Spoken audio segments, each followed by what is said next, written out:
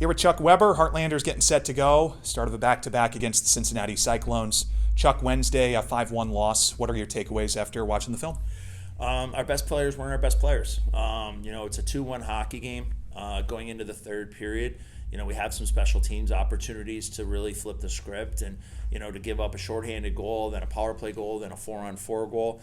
In all those situations, your better players are on the ice. You need them to make some plays. Disappointed with the third period. I thought again, a little bit of a slow start. I loved our second period, didn't get rewarded for a lot of things. It's kind of been our MO lately. And I hated our third period. So we watched some video yesterday. Got to continue to grow.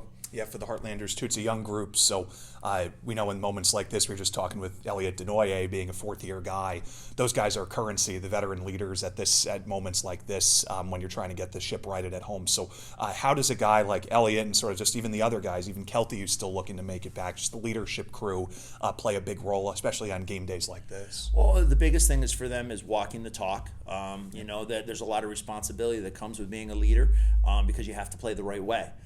So you need guys, like Denoye, Yuki, Sos, some of those other guys that have experience, which we don't have a lot. I think we have 11 or 12 rookies in our lineup. I think if you look at guys with under 80 games of pro experience, I think we're like almost 15 guys, especially with having right now tonight 5 of our top 6 forwards out of the lineup.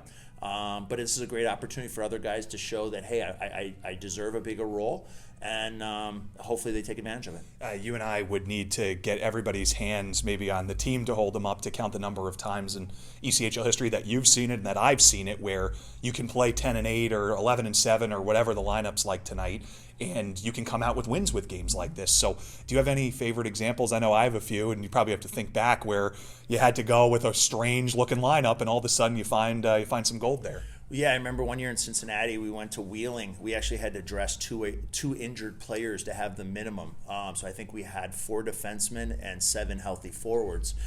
We actually had 2 or 3 guys dressed on the bench that had like slings outside their hockey equipment. People are looking at them strange, but we had to, and we actually won the game 4-1. Yeah. Goalie stood on his head. We got some timely special teams, and we were able to pull it out. So it's the nature of the ECHL.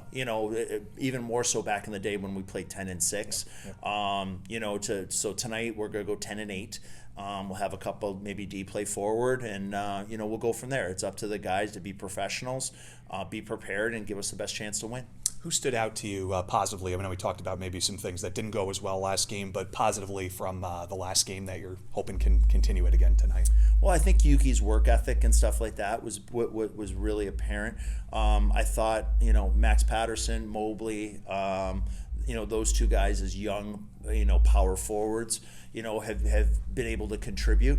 But again, a big thing right now is, we were working on our breakouts and working on our D zone. And now last 4 or 5 games we can't score. I think it's 1 goal in our last 3 games, 2 goals in our last win. So now we're spending more time working on our offensive side, getting to the net front, getting pucks, putting passes together in those situations to try to create some offense. I believe if we can get 3 or 4 goals, it gives us a chance to win games. Chuck, thanks again for a few minutes. Appreciate it. Thanks, David. Again, that's Chuck Weber. We'll be right back. Puck drop, Iowa and Cincinnati.